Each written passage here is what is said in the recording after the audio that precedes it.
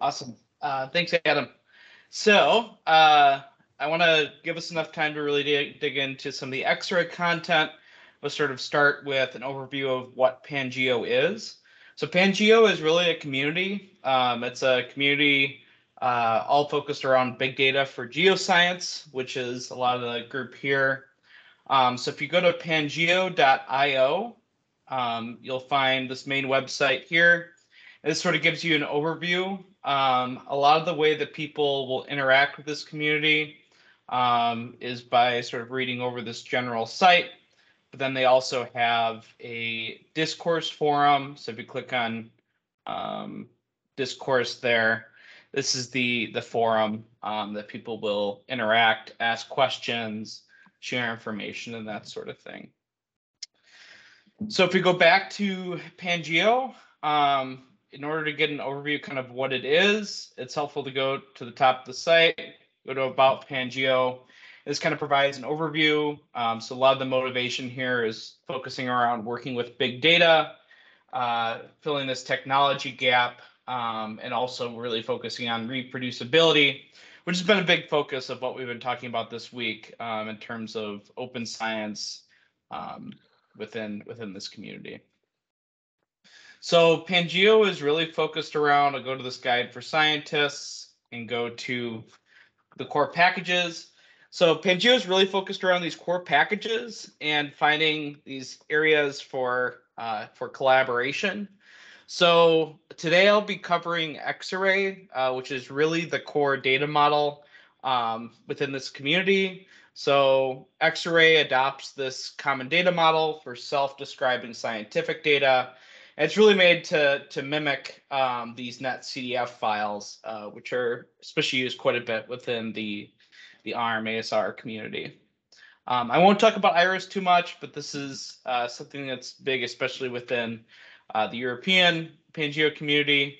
And then the other two sort of pillars of these packages are Dask, which you've heard a little bit about.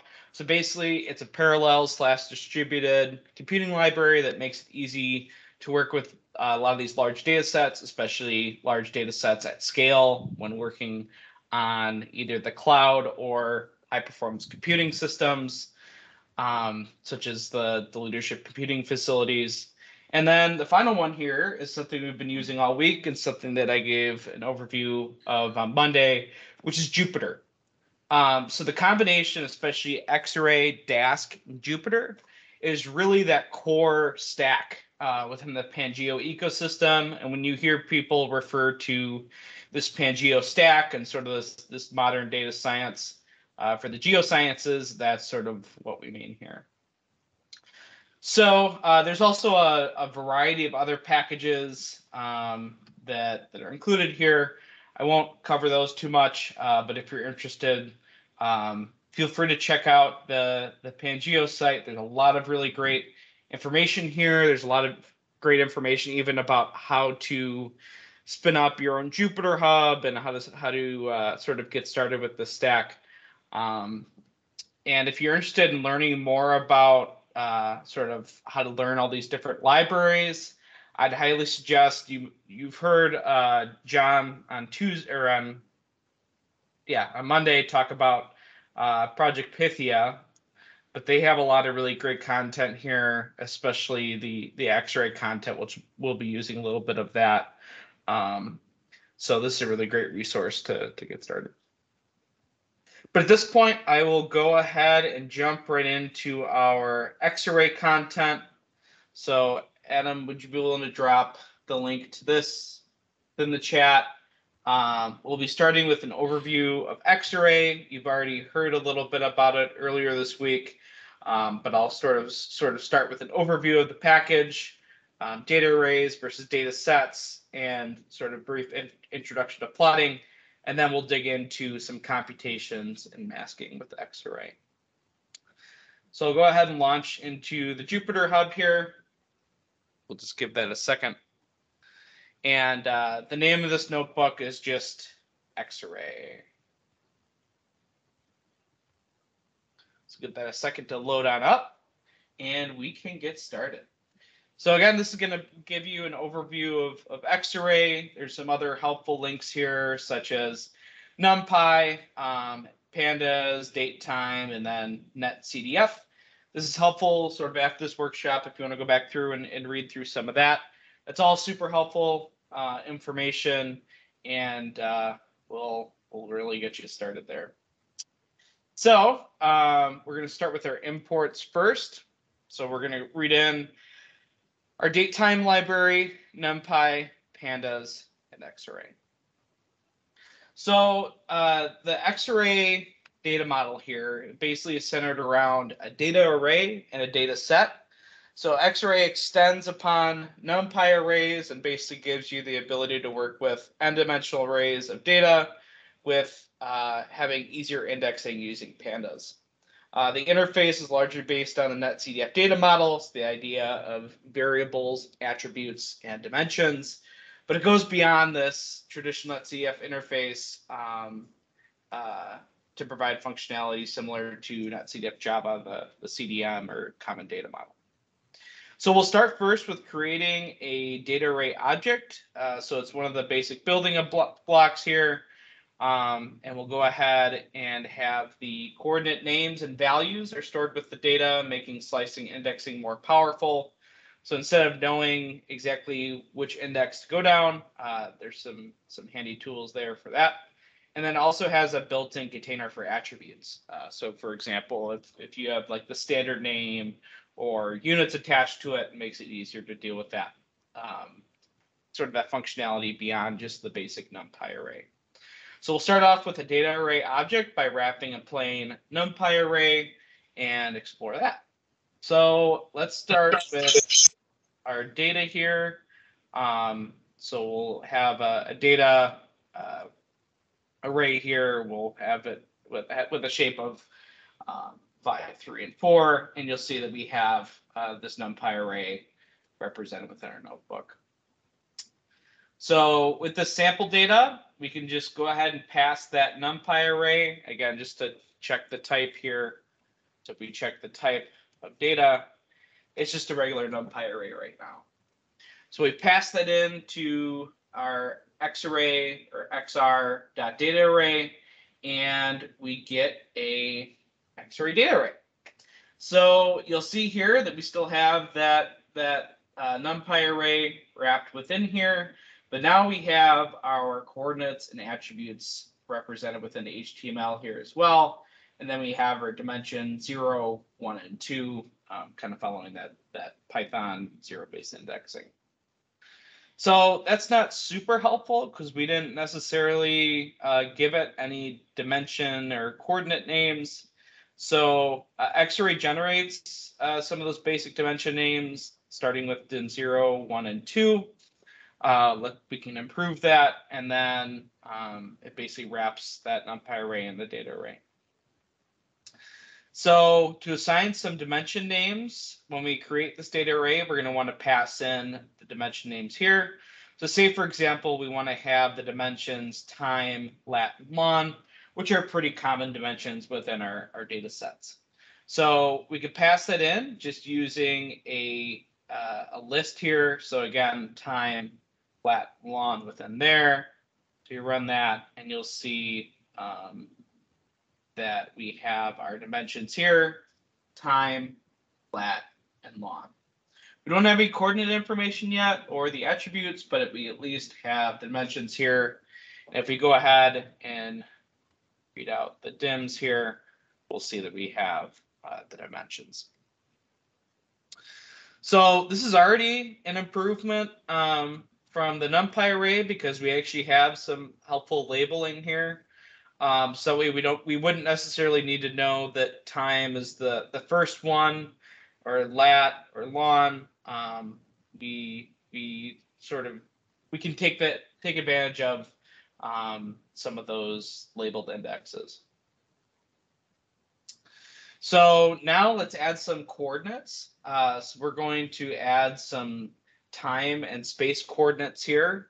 We're going to use pandas to create an array of the date time data, so that way that coordinate is a little bit easier to work with. So we'll create a times array here with the date January 1st, 2018, with 5 periods, basically indicating we're going to go across 5 days. So run that, and we get our date time index here, again, going January 1st, 2nd, 3rd, 4th, and 5th of 2018. And then we'll create some sample longitude and latitude values. So we can go from negative 120 to negative 60, 4. And then we can go with our lats 25 to 55. So let's go ahead and just read that out. So you'll see that that gives us 4 values between negative 20 and negative 60. So at this point, we can go back to creating our data array. And when we pass in our original data, we pass in our coordinates with these new arrays of times, lats, and longs, and our dimensions. That creates our data array. So now we have a lot more helpful information here. So we have the data itself, this NumPy array in the middle. You'll see that we have our dimensions, time, lat, and long. And we also have our coordinates, time, lat, and long. So if we actually clicked on those, we could use this little stack looking thing on the right. And this will show some of the information. So we can see we have our time array here. We have our latitudes, 25, 40, and 55, and then also our longitudes. So one last thing, so you'll see our attributes are empty there. Let's go ahead and add some units. So our units here, so this is a temperature array. We'll add units of Kelvin. And then we can also add in the standard name, long name here of air temperature. And you'll see that now we have our array with units of Kelvin. We have our standard name of air temperature, along with all the other information we specified earlier. So now we actually have a helpful data array here that we can work with. So these attributes are not preserved by default, so something to keep in mind. So whenever you apply some sort of computation, for example, here, if we were converting from Kelvin to Celsius, so the conversion from Kelvin to Celsius is you subtract 273.15. When we do this computation, you'll see that we lose our attributes, which isn't super helpful. So that's something to keep in mind. So when you're doing different operations with your data, you'll want to be careful. There's ways to fix this. If you actually follow this link to the Xarray documentation, make sure to check out this. Includes some fixes and such. But that's something you want to be careful with when you're going through this. So that's sort of the data array. At this point, let's go ahead and go over the data set. So an Xarray data set is basically a container for these data arrays with these shared coordinates. So along with this data array, the other key object is this data set, which is basically a dictionary-like container that holds one or more data arrays. The most common way to create a data set object is to load from a file, which we'll get to in a little bit. But we can also create it from another data array and go ahead and combine those. So let's create a pressure data array. So we already created our temperature one, but we can create one for pressure. So we start around 1,000 hectopascals. We can create this random NumPy array with the same dimensions, 5, 3, and 4. So we pass it in to create our data array, which includes the NumPy array here with our pressure data. We set our coordinates with the same as before, the same dimensions as before. We add some additional unit information there. We add on our standard name for air pressure, and we get our data array. So you'll see here that we have our data values in the middle here. This is our NumPy array. We have our dimensions as before. We have our coordinates, which match to the previous coordinates. And we now have our attributes here with units of hectopascals and our air pressure. So, yeah. We have a question here in the chat. The data array itself doesn't have a name like the coordinates have. Could we add one? And the new attributes look like global attributes not pertaining to the data array itself. Is that right? And this might segue into the dataset section next. Yes, this is actually a really great point. So as of now, no, our data array doesn't have a name. So when we convert this to a data set, this is where we can actually specify a name for our variables. So you'll see here that basically follows this dictionary syntax where we specify data vars is equal to, and then the name of our first data array with our temperature data array, and then the pressure. Another way to do that would be to, so let's take a look at the pressure here.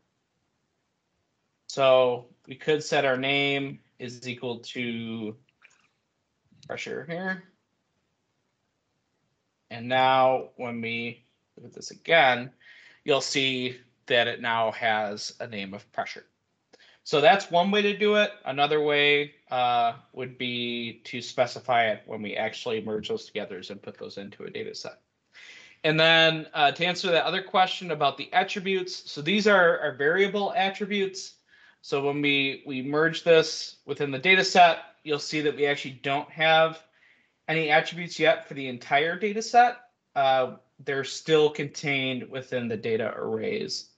If we wanted to modify those global attributes for the data set, we would need to set those. So you can see ds.attributes is empty. If we wanted to actually add one, so let's say we wanted to add like location, I don't know, it's equal to SGP or something like that. So now if we take a look at our data set, you'll see that we now have initial attribute of location is equal to SGP. So yeah, when you add attributes at the data array, it's going to keep that at the data array level when you merge those into the data set. So, yeah, a good way to think about it is the data array is basically the individual variable, whereas the data set is sort of the entire collection of variables.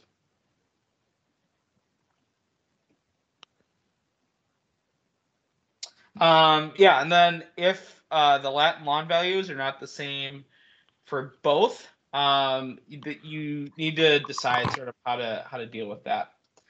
So let's say, for example, if we had, let's say we had +1, +1. So you'll see that I modified those values. So now instead of 25, 40, 55, it's 26, 41, 56. And when we combine those, you'll see that it leads to these extra missing values in between. So one way to deal with that would be to basically add yeah. So when it merges those together, it's going to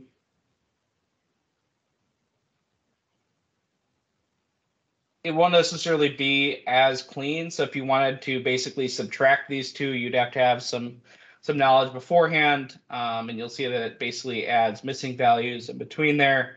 So that's something you want to keep in mind. There's not any sort of magic that's necessarily going to happen. So that's something that you need to keep in mind when you're going through this. But yeah, for the interest of time, I'll keep on moving along. We'll go through some of our example computation here in a bit, which will show sort of some of the masking and stuff. So now that we have our data set, if we wanted to actually look at specific variables, we use this dot notation. So we have this data set with pressure. One second, I'm gonna go back and you want these on the same coordinate system. So.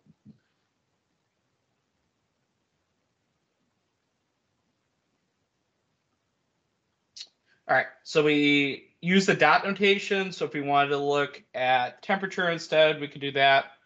So ds dot temperature. There we go. Another way to do this would be the dictionary access. So if you did ds and then the brackets and then the square brackets and then the string of the variable name, that would also give you the same value. So you basically have two options there. And then let's go back to the data set. So subsetting and selection by coordinate values. This is one of the really nice things about Xarray. So we have the option to use the NumPy-like selection. So similar to what Ken covered on Monday, we could basically do the numerical index within NumPy. So say we wanted the second value, the second time value within our data set, you would pass in 1, and then if we wanted all the lats and longs, you do that. So we get our data set here, subset for the second time value since it's zero-based indexes. However, this does require, so you have to know the order of your dimensions. You have to know that, oh yeah, this first slot is for time, then lat and long. It also requires you to know what the second time value is. So this can give you headaches, and this is something that sort of before Xarray, something that everyone had to sort of apply their own fix for. So the nice thing with an Xarray is that we get this pandas-like selection. So we pass in this .cell method, which allows us to subset based on our dimensions. So this name selection, we're going to search for this second time, which is January 2nd, 2018.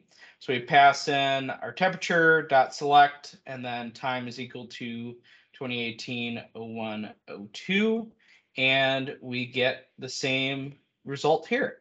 So again, the nice thing is, so if we wanted, instead, if we wanted, say, the first, we can pass that in as well. So this is a little bit easier to read. It's a little bit easier for users to be able to apply the selection. So that's good to know about. So we didn't have to know anything about how the arrays were created or stored. Our code is agnostic about however many dimensions we're dealing with. And the intended meaning of the code is a lot cleaner, so we didn't have to do all these manual indexes. So that's really nice. And so with this selection, something to keep in mind is sometimes our date won't necessarily line up well with directly what's in our data set. So if we look at our time here, so ds.time, you'll see that currently within our data set, this only goes through January 1st to January 5th. Well, we might not know exactly what dates are in our data set before, so we want the date that's closest to January 7th. So this is where we can use something like nearest to go ahead and grab the nearest date to what we're looking for. So we pass in the time again, but this time we add in method is nearest, and then we can pass in a tolerance here too. So if we want to specify that our tolerance is equal to 2 days, we use the time delta here from the date time module, and that gives us our data from January 5th. So if we change this to instead 3 days, which is outside of it, that would give us that too.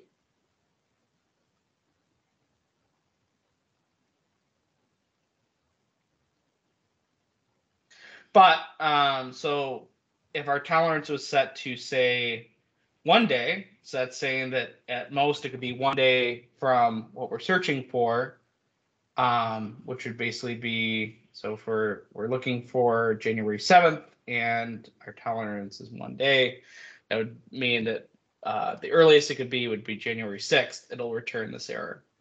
So you want to be careful there. So the other nice thing is we have some built-in interpolation tools here. So let's say we wanted to extract a time series for Boulder, Colorado, which is 40 degrees north, 105 degrees west. Since longitude is negative 105 is not a point in our longitude axis, this requires some interpolation. So we can go ahead and do our interpolation here using .interp. We pass in our longitude, our latitude, and it will interpolate the data for that location. And something good to know is it's using SciPy, Scientific Python, under the hood to apply that interpolation. There's a bunch of different options here in terms of the method that's applied to this interpolation. I highly encourage you to check out those documentation. And then the other thing we might want to do here is slicing along some of these coordinates. So a lot of the time we want to not necessarily grab a single value, but grab a collection of values. So we can achieve this by passing in a Python slice object to the selection. So say we wanted all the data between January 1st and January 3rd, between 110 and 170 and negative 70 degrees longitude, and then 25 to 45 degrees latitude.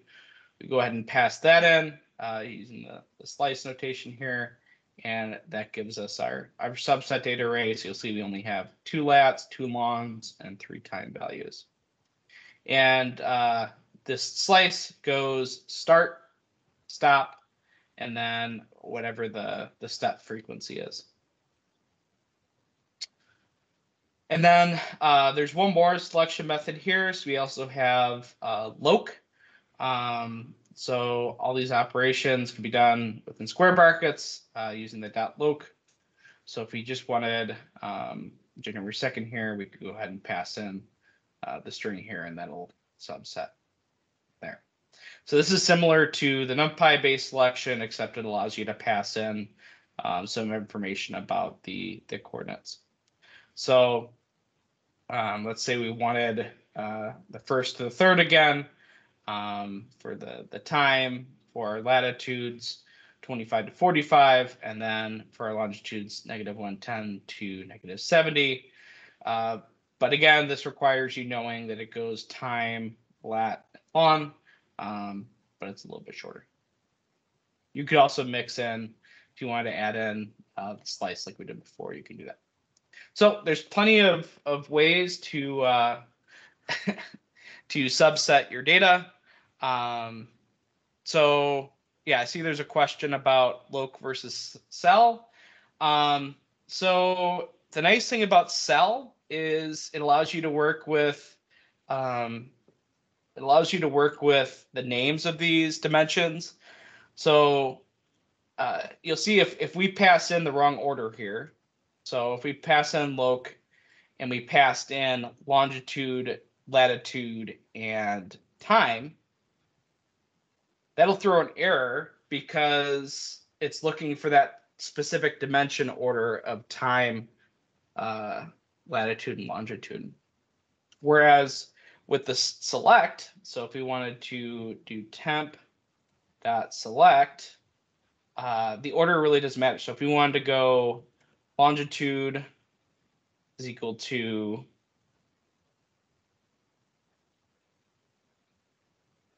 slice here.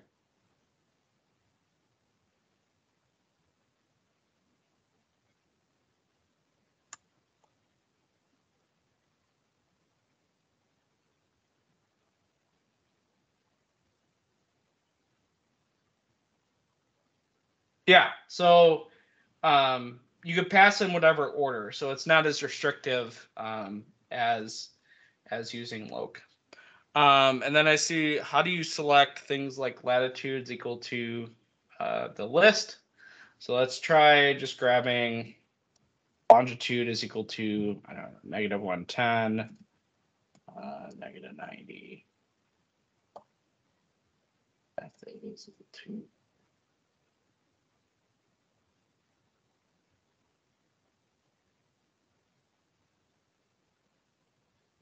So you could just pass in a list if you'd want to. So I saw that somebody asked, how do you select like lat is equal to? I just used one here because I already had that typed in, but this is grabbing the two nearest longitudes. So yeah, something to keep in mind is you typically want to use method is equal to nearest, just because a lot of times your lats and longs won't necessarily be super clean, and they might not be the exact value. But yeah, lots of fun ways to index your data. So the last part here I wanted to cover before we jump into the computation is how to read in netCDF data. So this will likely be the main way that you all interact with Xarray, is actually using it to read in some data, not necessarily making your data from scratch. So we're going to read in this NAR, this North American Regional Reanalysis data set. So we pass in this open data set, which is the main interface for reading in data. So we load in this data set, and you'll see that we have a bunch of variables here, like geopotential height, B component of the wind isobaric, temperature isobaric, and so on. You'll see that we have our projection, and then our latitude and longitude. So if we wanted to go ahead and subset the data set, we'll take a look at this isobaric level, since that looks like something that most of these data variables have as a dimension. So you'll see that our isobaric is an isobaric surface. It has units of hectopascals, and you'll see we have values all the way from 1,000 millibars up to 100 millibars, or hectopascals, I should say. So let's go ahead and select the 1,000 hectopascal level. So we can pass in ds.cell, isobaric is equal to 1,000, and that will give us our subset data set, ds1000, on a single isobaric level. So you see that we only have one isobaric level now. You look at the data here, it's 1,000. And all of our variables here now lack the isobaric dimension because we've already subset for that, and we just have time y and x. So let's look at a single data array here. We'll look at temperature isobaric. So if we look at that, so we do our dot notation here, dot temperature isobaric, we get our data. So this is, again, just an NumPy array. You'll see that we have time, isobaric, y, and x. And we now have just our data array. So we could do some aggregation here if we wanted to. So if you wanted to, say, apply a standard deviation of the u component of the wind, we subset for u winds here, which is our u component of wind isobaric. Use the dot std, which is the standard deviation. We pass in what dimensions, and that will apply it across our dimensions x and y, and basically leave us with the time and isobaric level. So there's tons of other aggregations you could do, like mean and so on. I encourage you to check out all the different options you could do. So within the sample data set, let's say we want to calculate the mean temperature profile over Colorado. So we'll consider the bounds of Colorado to be negative 182 kilometers to 424, and then the y dimensions to be 1450, negative 1450 to negative 990, which basically corresponds to the following Lambert conformal projection coordinates. So we subset our temperature data array. We select our x and y dimensions. We calculate the mean over x and y, and we end up with our temperature profile here, all the way from 1,000 hectopascals all the way up to 100. And now if we wanted to actually plot this with Xarray, this is something Adam mentioned a little bit during the actatorial, but we can actually plot using Xarray directly, basically passing in our data array dot plot, and that gives us the line here.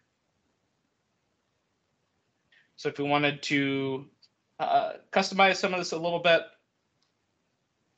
we could pass in by increasing is false, since this 1,000 hectopascal is near the surface, and we know that pressure decreases with height. So we could pass that in to actually get more of a realistic temperature profile. And if we wanted to plot two-dimensional data, we could also do that by just subsetting a single pressure level here, which gives us the plot here. So Xarray brings the joy of a lot of these panda-style labeled dimensions to n-dimensional data.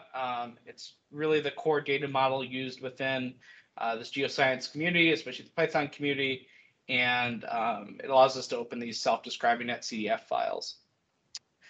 So at this point, I'll go ahead and jump into Xarray computation masking. So, Matt, we do have some questions here in the chat if you want to take a look. The first one is says maybe a little off topic, but do you recommend dynamic variable names like naming ds_1000 automatically based on what isobaric pressure value is being selected? Not necessarily. Yeah, not necessarily. Yeah, I wouldn't. I think it's sort of up to you as the user. But yeah, I wouldn't say that's necessarily a recommended path. Okay. And then the second question here is how to write the data set to a netcdf file with a specified missing value, like -9999999. Yeah, I can get back to you on that one off the top of my head. Not really sure, but I just want to give us enough time to go through this example with masks and Xarray. I'll try to drop the solution into the chat here in a bit. But to show you how to write out just using Xarray directly. So if we actually go back and have our data set here, if we wanted to write this back out to a file, you just do .to netcdf. So test. See, this is just test.netcdf. And that'll write out our file. And you'll see that it pops up along the left side of your screen here. So it is nice that Xarray allows for these, the I/O, especially the output writing directly. And if you're interested in more of some of those options for writing out the netcdf, you can see some of that specified there. So if you actually want to specify netcdf4 versus netcdf3 and so on, you can see that. But I know that we only have 20 minutes left, so I just want to get through this computations and masks. And again, I'll try to get back to that question a little bit later. So here we're going to go over a little bit more arithmetic with data arrays and data sets. And then we'll perform some aggregation, compute a climatology using group by, perform some weighted reductions, and sort of go over some of that. So we start off with similar imports here. So matplotlib, numpy, and Xarray. We're going to read in some CSM2 data.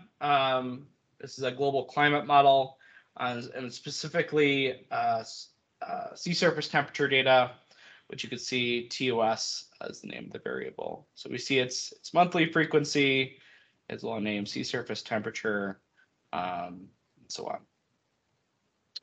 So one helpful thing we'll do here is convert it from, you'll notice originally here, our time is in CF time, which is basically a library to make it easier to work with the correct timestamps. We're going to convert that to a date time to make it easier to plot here. So arithmetic is something that people typically want to do with some of these data sets.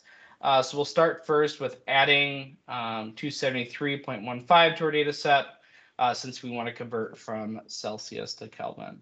So the syntax here is basically the plus sign, which is the operator, and then whatever value you want to add there. So you'll see here that now our temperature is in Kelvin. If we wanted to square our sea surface temperature value, we use the two multiplication signs there, which basically indicates squaring the value. Some aggregation methods. So like I showed before, we were looking at standard deviation, but there's aggregation methods such as sum, mean, median, minimum, and maximum. So let's explore some of these. So if we just compute the mean, so we take our data set, dot variable, and the mean, you'll see that we end up where it aggregates across all the different dimensions and gives us a single value. We need to be a little bit more specific here if you want to aggregate across a specific dimension. So this is where we specify which dimension we want to go across, since it's going across both space and time. So let's take our mean over time. We'll aggregate those monthly means, and that'll give us a two-dimensional plot where we have longitude along our x-axis and latitude on the y-axis. So you see we have a nice plot here of sea surface temperatures where the reds indicate positive values and the blues indicate negative values. So if we wanted to calculate the mean or the minimum across time, it's a similar type syntax, except instead of mean, we take the min and specify we want to go across time. And if we plot that out, you'll see that this is the minimum across the time period. And then the last one here, so if you want to take the spatial sum, so say we wanted to take the integral over the latitude and longitude locations, basically summing up all across the world and giving us just our value in the time dimension, you'll see this. This is especially helpful when you're doing global integrals. So for example, you want to integrate fluxes or something like that across the world, you can go ahead and apply the sum here.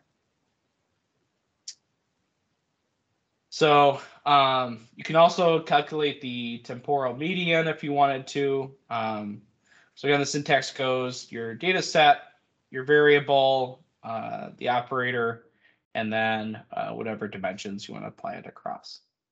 If you're interested in what other aggregations are available, you can see those. So you can see count, mean, median, and so on.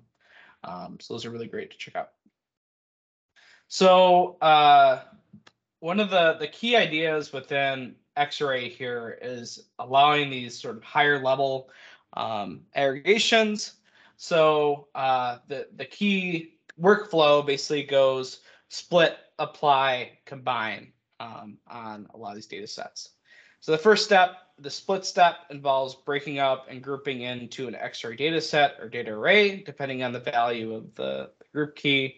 The apply basically indicates this is the apply step involves computing some function, usually aggregating, for example, mean or filtering for certain values. And then the combine step basically merge these results at the end into an output Xarray data set or data array. So we're going to use group by to remove the seasonal cycle or climatology from our data set. And I encourage you to check out the Xarray group by user guide for more examples of group by. Group by really is one of the most powerful parts of the Xarray ecosystem and something that I'm sure a lot of you will be able to take advantage of. So we'll start first with selecting a grid point closest to a specified latitude and longitude and plot a time series of sea surface temperature. So you'll see here selecting at longitude 310 and latitude 50. You get the time series here where you can see the seasonal cycles. You can see summer and winter and everything in between across this time period. So let's group the data by month. So for example, all Januarys in a single group, all Februarys, and so on. So if we group by, so we're saying we want the sea surface temperature grouped by our ds.time.dt.month. This dt accessor is basically giving us access to the month here. If we wanted to say do year, we could also do that. That would give us the group by year. But for now, let's stick with month. So you'll see that we have our groups. So we have 12 groups from 1 to 12, which contain our months. So you see January's, February's, and so on. There's also a shorter syntax here. So if you want to do group by time.month, that would give you the same result here. So at this point, this isn't necessarily super helpful. It's this group by object thing that we don't really know how to work with. This is where we actually need to do the apply and combine steps. So we can either do the aggregation or transformation, and then apply step. We'll go ahead and compute those. So say we wanted to do our group by time.month, and then we basically just add this aggregation at the end. So if we want to do mean, we can go ahead and do dot mean, and that would return the average across each of these months. And you'll see that we now have this dimension month, which has 1 through 12, which are the corresponding months. If we wanted to say do standard deviation, we would just substitute the mean there for standard deviation, and that would give us a standard deviation across there. So let's stick with our mean. And now we have the average across each month. So if we wanted to plot that for that single location, you'll see that this is the average sea surface temperature at 310 longitude, 50 degrees latitude, using the nearest point. And we could see that our seasonal cycle here, where the later into the year, we have warmer temperatures, and then during the winter, we have those cooler temperatures. So if we wanted to plot a zonal mean climatology here, this is sort of the one-liner here to do that. I won't go over the code here too much, but again, just showing that Xarray has these really neat sort of one-liners where you can do the aggregation here, transpose, plot, specify the contour level or the contour type, the number of levels. I want to do say instead. You can go ahead and do that. So super powerful tools here. The key is sort of knowing which ones to use. So let's calculate the difference between January and December climatologies. So we're going to subtract the first month here from December, which is basically what we're doing here. We subtract those two and then call our dot plot. And we can see that we end up with our map here, where this is the difference between January and December climatologies. So I mentioned before that we're interested in computing this anomaly and sort of taking this trend out of the data. So let's combine the previous steps to compute this Xarray group by arithmetic to remove the climatology from our original data. So we set up our group by object here. So we're grouping by the month. We calculate our anomaly here by taking, this is our group by, and taking the mean across time here. And we end up with our anomaly data set here. So you can see a lot smaller values, and these are our anomalies. So if we subset for that single point again, so instead of getting the raw temperature values here, we're actually getting the anomaly temperatures, where the negative values indicate where it was cooler than usual, and then the positive values indicate where it was warmer than usual. So you can see the data here. So that was at a single point. Now, if we want to do that across the entire globe, we need to specify both our latitude and longitude dimensions in the dim argument to mean. So this, at least to start, is an unweighted global mean. You'll want to actually apply a weight here in a bit. So if we just take sort of the raw mean here, so this is unweighted across the latitude and longitude dimension, you'll see that we get our plot here with the anomalies.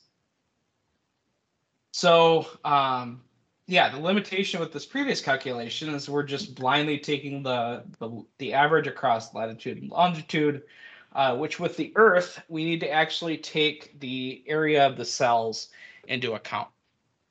So fortunately, we already have the area of these cells stored within the data set here. So we have this grid data set, which actually has the area of the cells. So if we just plot that out, for example, you'll see that we get a plot here where near the equator, our grid cells are larger in area, and then by the time we get to the poles, our grid cells are a lot smaller.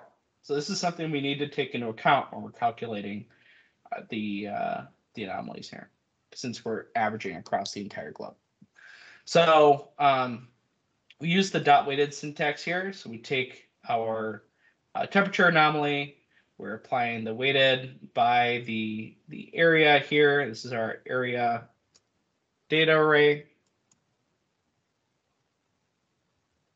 We take the average across the latitude and longitude, and we end up with array here, where the orange is our weighted data array and the blue is our unweighted.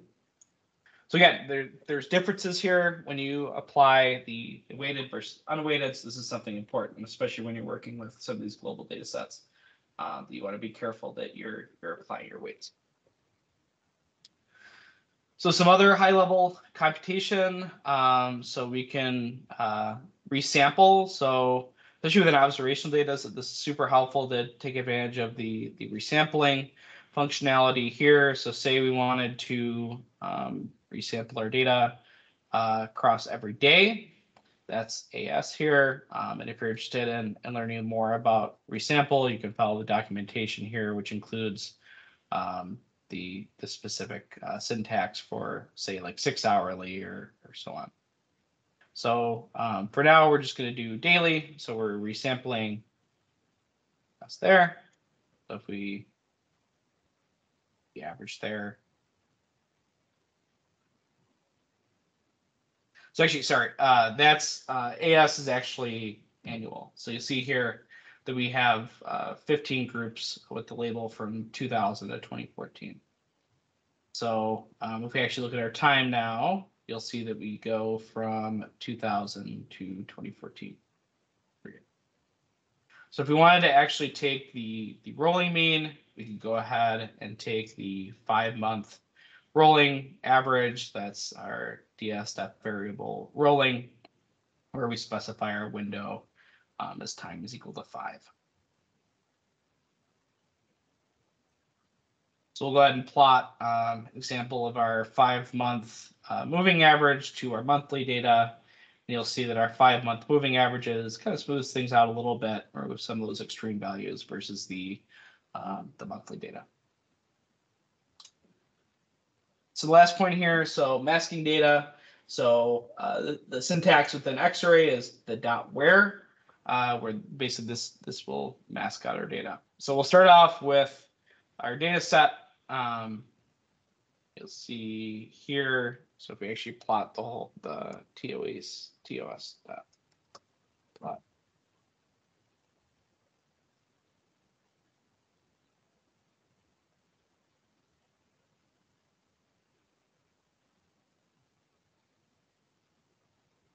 You need to specify a simple time step.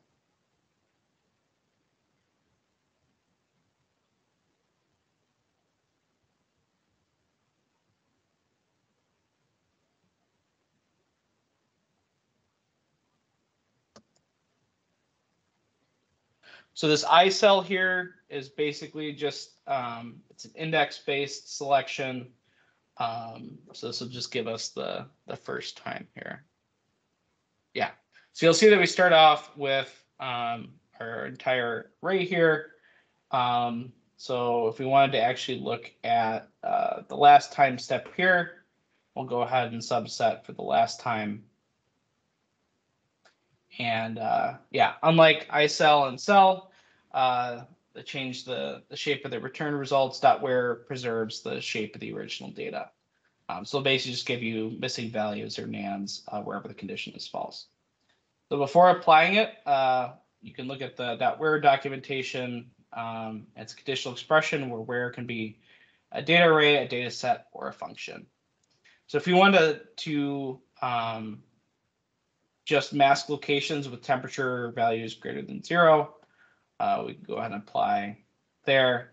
And so this is saying that we want our data where the values are less than 0. So it's going to mask out any values that are greater than 0.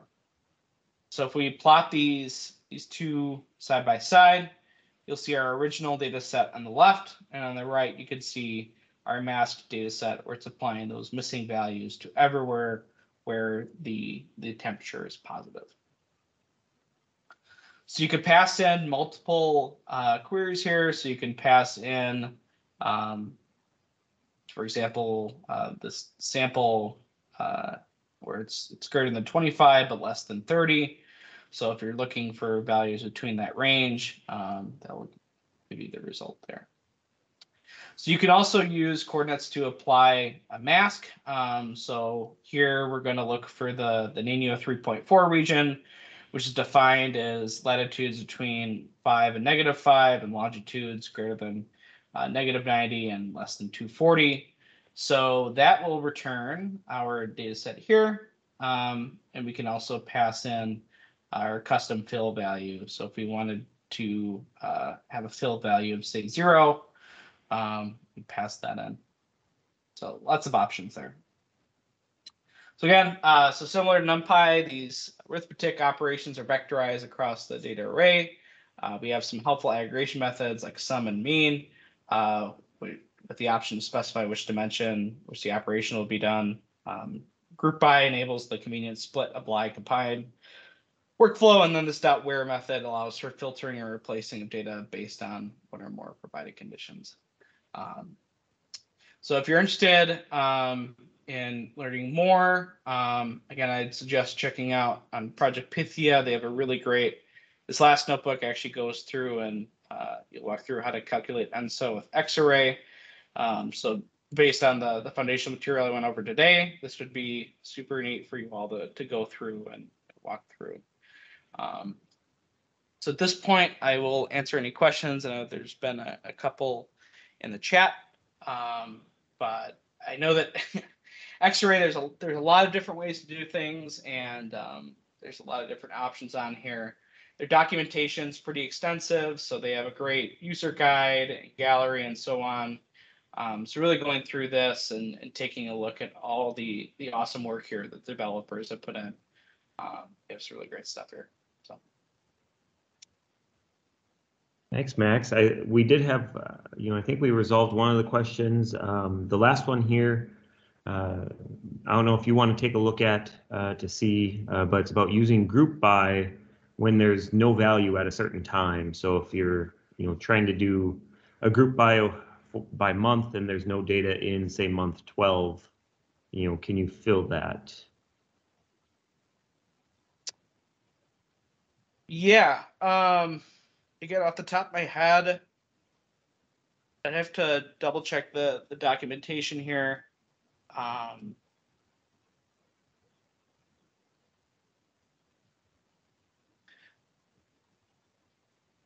Yeah, I mean, I know that the SST example we went over here.